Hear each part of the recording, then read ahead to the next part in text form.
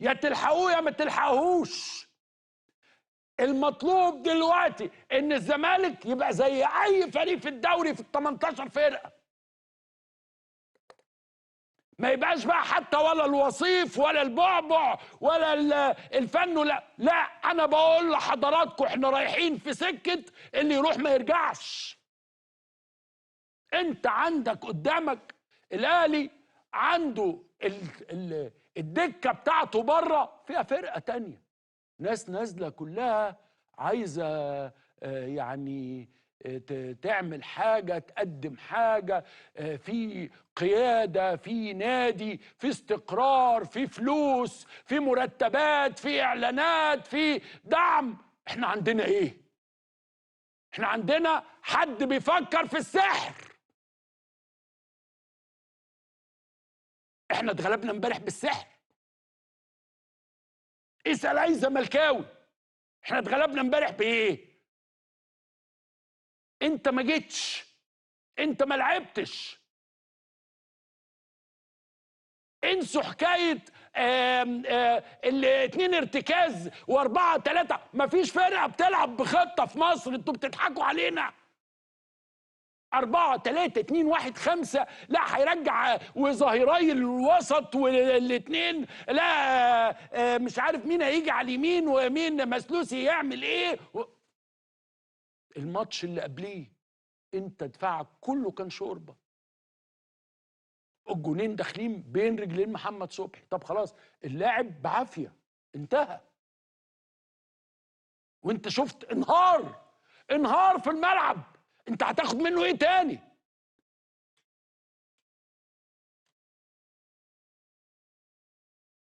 لا ما هو كانوا مستنيين ايه؟ التحكيم. لا التحكيم ما كانش فيه مشكله، يعني حاجات يبقى عندك فيها وجهه نظر، لا ينفع ما ينفعش، طيب الظلم ومش عارف ايه. كهربا ما لعبش بنكله امبارح، يعني مش اعظم اشيائه امبارح. الاهلي كان فيه عبد المنعم، كان فيه حسين الشحات، كان فيه ياسر، كان فيه يا جماعه الشناوي امبارح كانوا بيكلموه في التليفون، اخرج بس عشان يعني في كوره جت او بتاع، مفيش غير الكوره اللي في العارضه. هو في ايه؟ انا بقول لحضراتكم اهو، وافتكروني. انسوا بقى اصله مين هيبقى رئيس مجلس اداره. انا بقول لحضراتكم الزمالك رايح في حته اللي هي بقى ايه؟ وسط الدوري، الربع الاخير من الدوري بس. انما انت كان الفريق اللي قدامك ده كان عايش نفس مشكلتك وقت ما انت واخد دوري وكاس. اما كنت بلجنه، انت واخد دوري وكاس وانت بلجنه. فالفرقه ديت كانتش تاخد حاجه، فجت السنه دي واخده كل البطولات وانت ما خدتش حاجه خالص، ومش هتاخد حاجه خالص. انا بقول لحضراتكم احنا رايحين في سكه اللي يروح ما يرجعش. امبارح جمهور الزمالك نطق، خلاص بقى، خلاص بقى. وابتدت الناس تستقيل، خلاص بقى. هو المهزله دي تخلص امتى؟ لا دوله عايزه تتحرك، ولا جمعيه عموميه عايزه تغير، ولا لعيبه مستعده تعمل اي حاجه. خلاص بقى.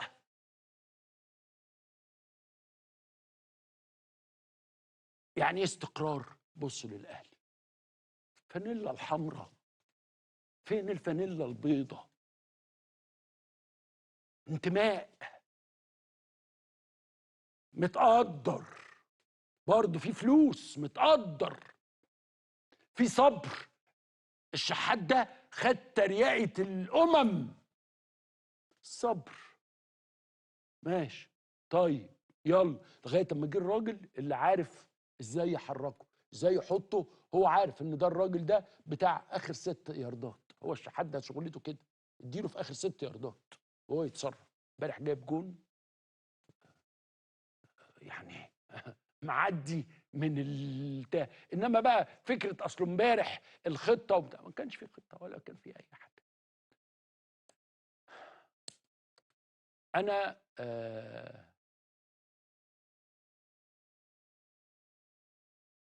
بيضايقني ويؤسفني انه نادي يضيع كده، زي ما كنا بنترحم على الاسماعيلي ونقول الاسماعيلي وضعه صعب. انا بقول لحضراتكم لو الامور كملت كده انت هتتكلم على الزمالك كده السنه الجايه.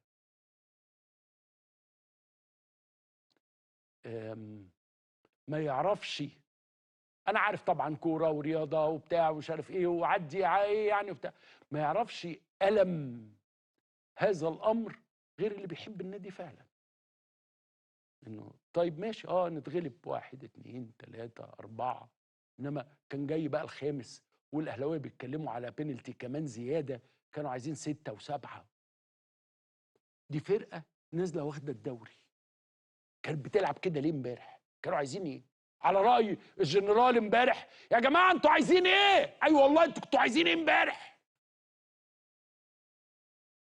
انتوا كنتوا عايزين ايه امبارح؟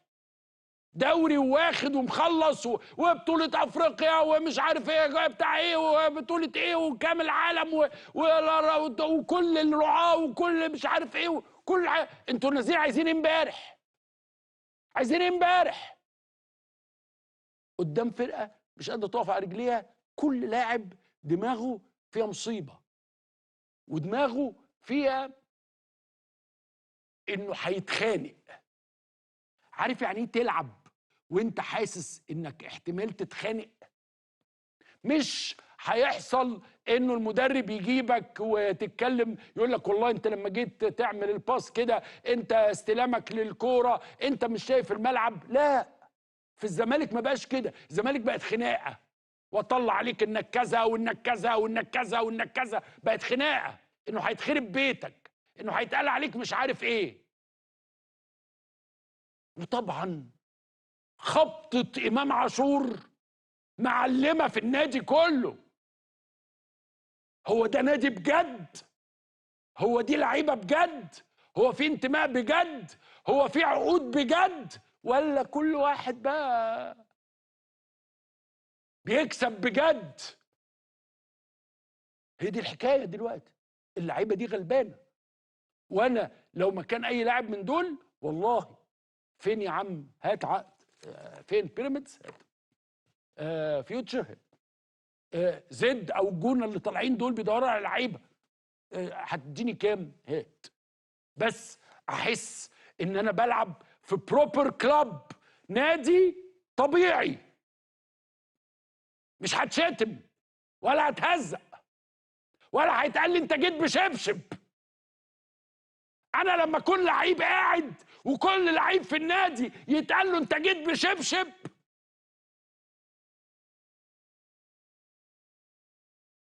لا احترام ولا تقدير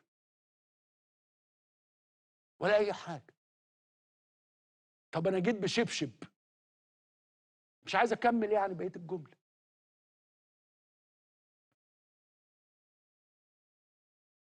لازم، انا حاسس انه احنا متسابين في السقوط الحر، نادي بيقع كده، وفي ناس لاسباب واضحه واسباب غير واضحه بيسيبوا النادي ده لغايه اما هيروح نازل درب.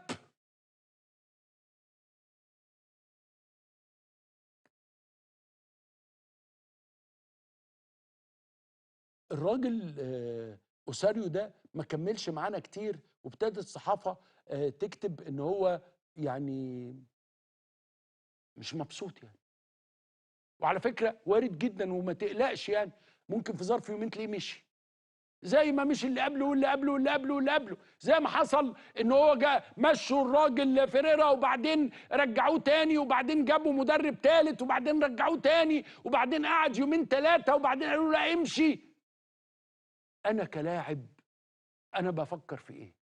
انا لو منك انا بحب النادي وبعشق النادي والنادي ده اللي عملني، بس انا كمان بني ادم عندي مستقبل، عندي حياه.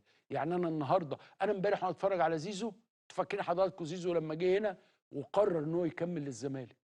قلت والله كان الراجل ده طلع مثلا زي مصطفى محمد كده ولا حاجه، راح نادي فرنساوي ولا حاجه. الولد استاذ، الولد جايب جون الماتش اللي فات. زيزو ده يتدرس، زيزو ده دهب، حرام اللي هو فيه دلوقتي. احنا هنوصل لمرحله انه يجي الشناوي يطبطب علينا ومعلش يا حبيبي ما تزعلش.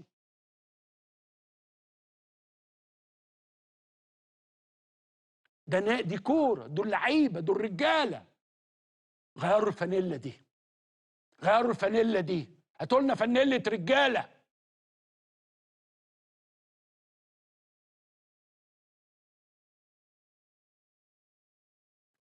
حاجه يعني تضايق بجد. بس عزائي الوحيد انه خلاص بقى يعني عارف ايه، يعني اكرام الميت دفنه، اكرام الميت دفنه خلاص. انت متوقع ايه يعني؟ هل في حد بيشجع الزمالك متوقع حاجه من النادي؟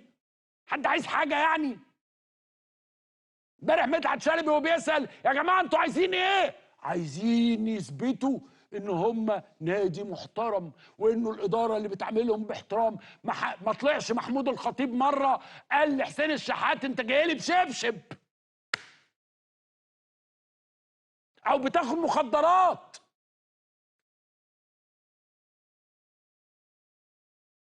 ومش هقول التالتة.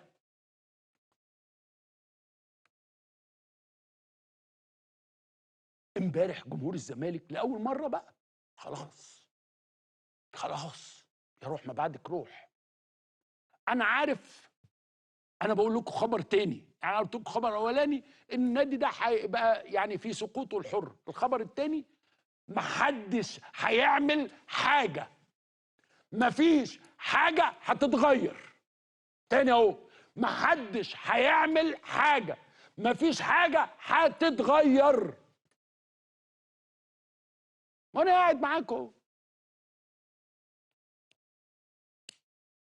انما من امبارح فين البشوات والبهوات اللي كل شويه كانوا يطلعوا عالمي ومش عارف ايه وبتاع واحنا كذا ولا ده مش كذا وده، ولا حد فتح بقه. لانه اللي حصل امبارح كان كاشفا، كاشفا مش للماتش، لموسم طويل من البتاع. وهم بيصدروا للناس ايه؟ المؤامره.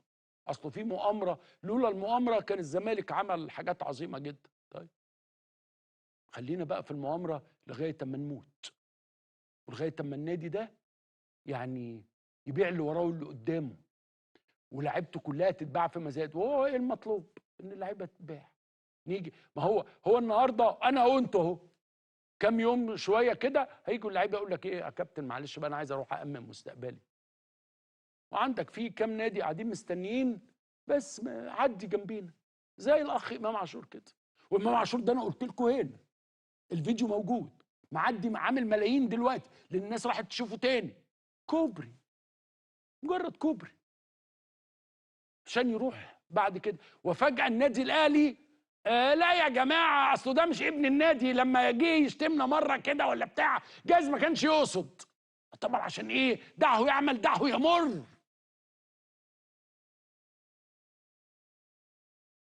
لا ده لو رمضان صبحي كان يبقى حاجه تانية، انما ده مش بتاعنا. غلط يا عم وما يقصدش يعني. امام عاشور لما غلط في الاهلي حصل ايه يعني؟ وكان الاهلي ناقصه امام عاشور. انما طبعا بكره وبعده هتشوفوا تاني وتالت ورابع. وبعد ما سمعنا يا جماعه عمرو اديب وهو بيعلق على فوز النادي الاهلي على نادي الزمالك، ده كان التعليق التاني بتاعه. انا كنت منازل التعليق الاولاني، اللي متابعنا على القناه انا كنت منازل التعليق الاولاني وده التعليق التاني. وما تنسوش معنا اللايك والاشتراك.